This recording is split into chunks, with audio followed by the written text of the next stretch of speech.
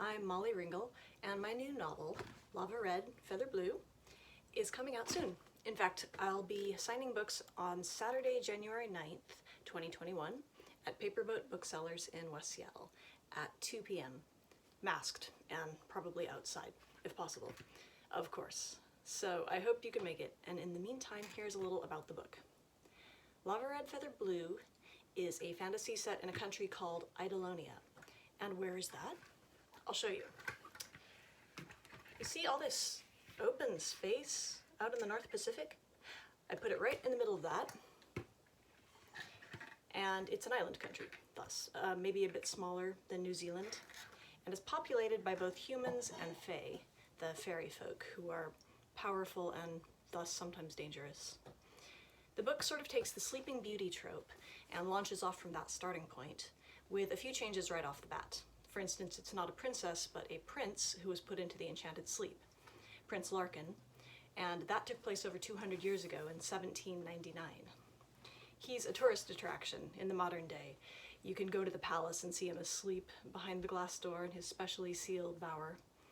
But then, a young man named Merrick High Valley in the modern day, experimenting with some magical charms that he probably should have left alone, makes a discovery in his own house, which is a large countryside mansion that, as it happens, was once owned by a very famous and powerful witch.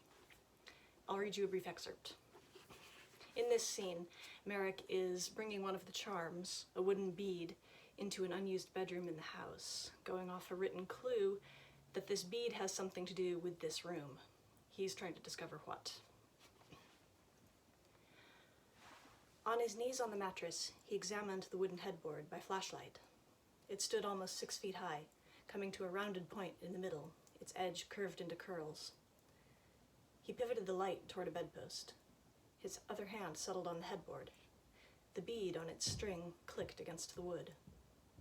A crack resounded through the room, a jolt that started at his fingers and slammed through his whole body like someone had struck the headboard with a giant hammer. Merrick jerked his hand away. The bead and the bed both seemed undamaged, as did his hand, aside from tingling a little. Then he lifted his gaze, blinked, and refocused. The headboard was shimmering, disappearing. The posts, canopy, and mattress remained. Only the headboard had turned into a window? A portal? The shimmer was clearing, revealing a tangle of foliage with a starlit space beyond. The hairs lifted on his arms. He leaned closer. He couldn't see through the vines, aside from those gray fragments of air. Nothing moved, and all he heard from within was the faint rustle of leaves. He smelled fresh greenery and old stone. He had heard of portals, but never seen one.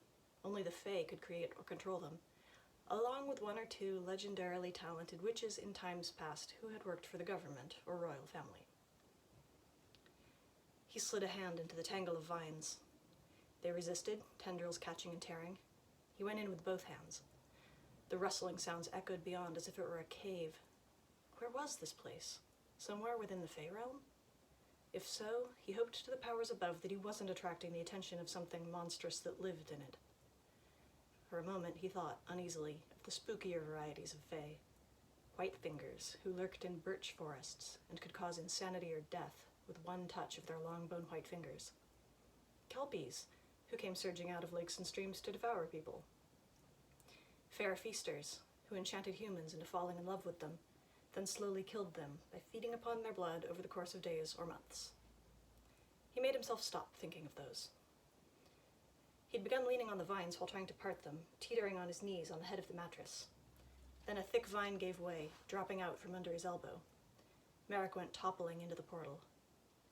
He landed on flat stone with a grunt a few feet below.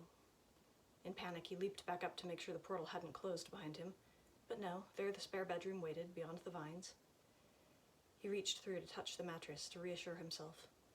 Then he turned around. With a shout of terror, he scrambled back against the wall. Stone walls enclosed the room. The floor was a mosaic of colored tiles. A 7-sided glass window in the high ceiling let in the diffused light from the night sky. On the stone bier, a few paces away, lay the body of a young man, formally dressed, one hand on his chest, the other on the iron sword at his side. But not a dead body, not exactly. He recognized this place, this sleeper, any Eidolonian would. This was Prince Larkin's bower, in the heart of the palace, honored and guarded at all hours, no one allowed to enter its sanctity since it was sealed up in 1799. And Merrick was inside it. You'll have to read the book to learn what happens next, but I will tell you that Merrick does not kiss the prince to wake him, in case you have consent issues about that. As to whether they kiss sometime later in the book, well, it's possible. I hope to see you, or at least hear from you, and I'd love to hear what you think of the book, and I hope you check it out. Thanks very much.